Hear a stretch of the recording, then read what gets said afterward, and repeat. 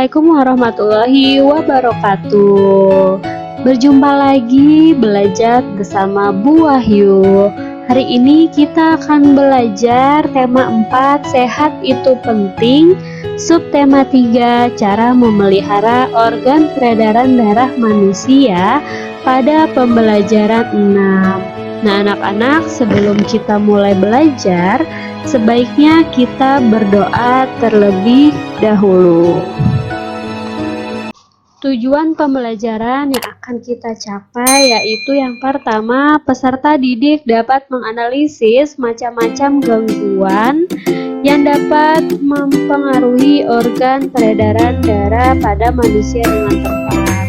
Yang kedua, peserta didik dapat menganalisis cara-cara memelihara kesehatan organ peredaran darah manusia dengan tepat. Dan yang ketiga, peserta didik dapat menganalisis isi dan amanat yang terkandung dalam pantun secara tulisan dengan tepat. A. Gangguan pada peredaran darah manusia.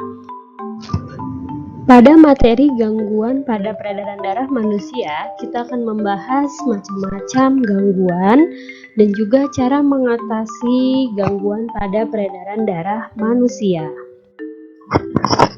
A. Gangguan pada peredaran darah manusia.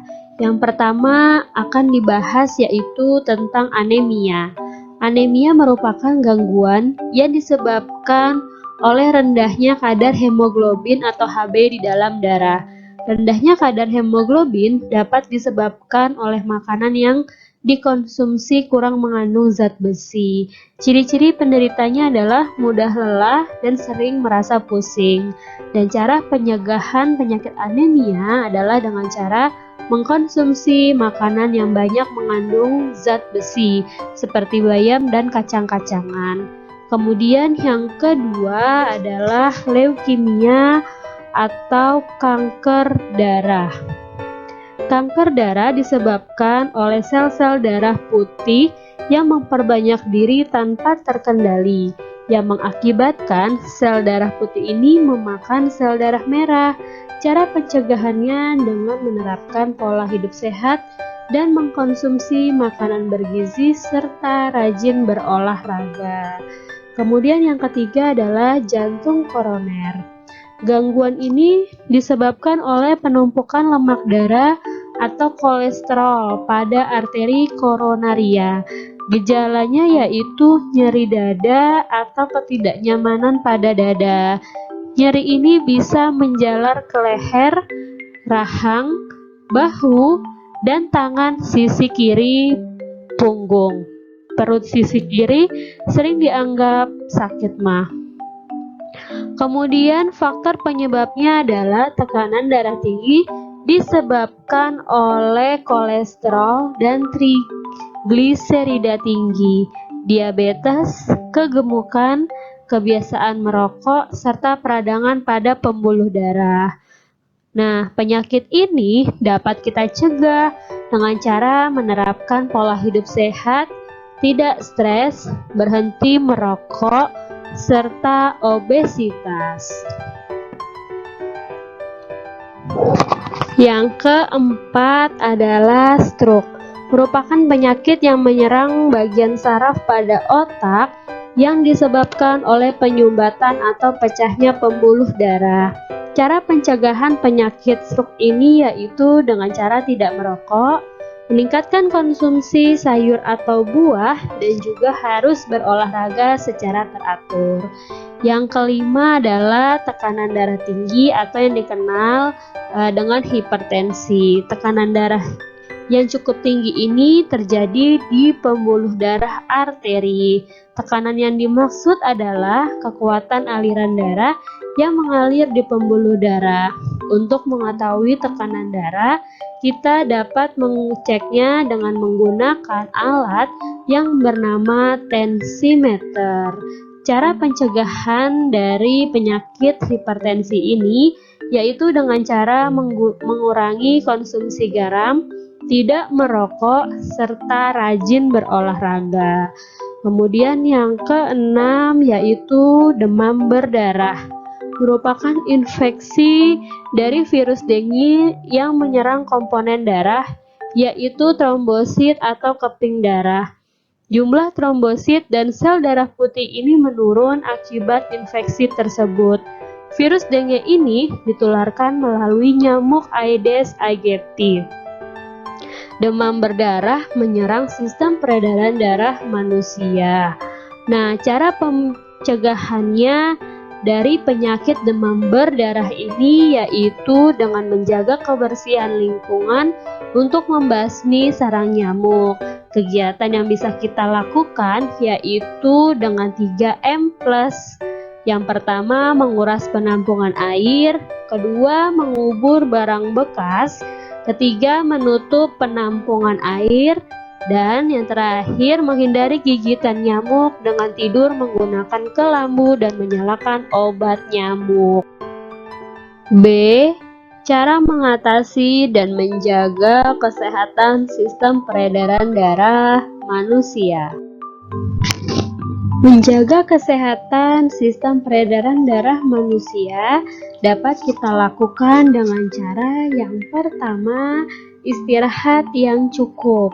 Dengan beristirahat yang cukup dapat membantu kita terhindar dari gangguan peredaran darah yang dapat memicu penyakit hipertensi, stroke, dan sebagainya.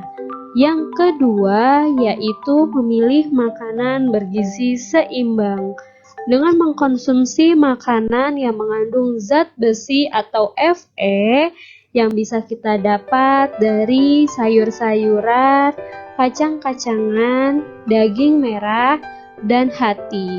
Zat besi atau Fe sangat penting bagi tubuh kita karena zat besi ini berguna untuk membentuk sel darah merah. Yang ketiga yaitu berolahraga secara teratur. Kita harus rajin berolahraga secara teratur agar lemak yang menumpuk di dalam tubuh dapat terbakar akibat adanya aktivitas fisik. Semakin sering kita berolahraga, maka semakin sedikit gumpalan lemak di pembuluh darah, sehingga aliran darah menjadi lancar. Anak-anak, setelah kita membahas materi macam-macam gangguan pada sistem peredaran darah manusia, selanjutnya kita akan membahas materi makna dan amanat pantun.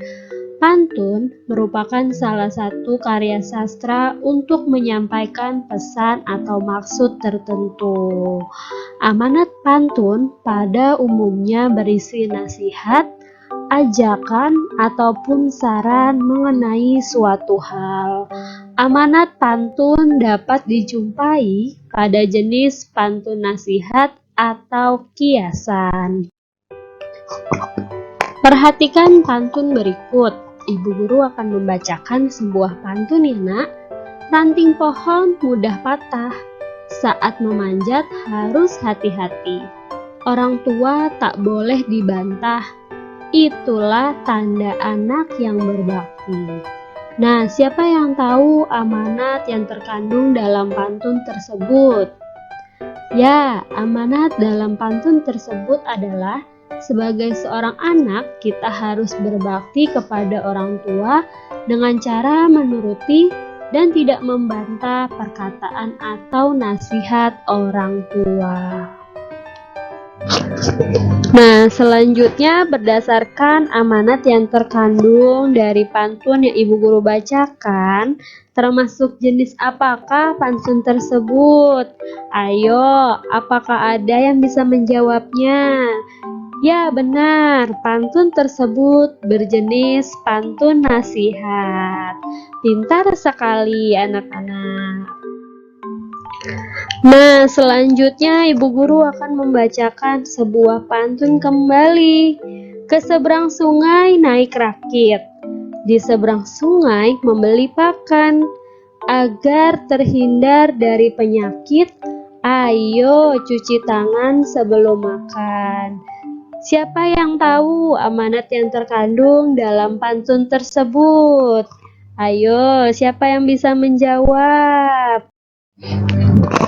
Tepat sekali, amanat yang terkandung dalam pantun tersebut yaitu agar kita terhindar dari penyakit, sebaiknya selalu membiasakan mencuci tangan sebelum makan. Pintar anak-anak hebat, sudah mengerti amanat atau makna yang terkandung dalam sebuah pantun. Demikianlah materi yang dapat Ibu Guru sampaikan. Tetap semangat walaupun belajar dari rumah, dan jangan lupa ucapkan terima kasih kepada orang tua yang telah mendampingi kalian belajar. Terima kasih, sampai jumpa. Wassalamualaikum warahmatullahi wabarakatuh.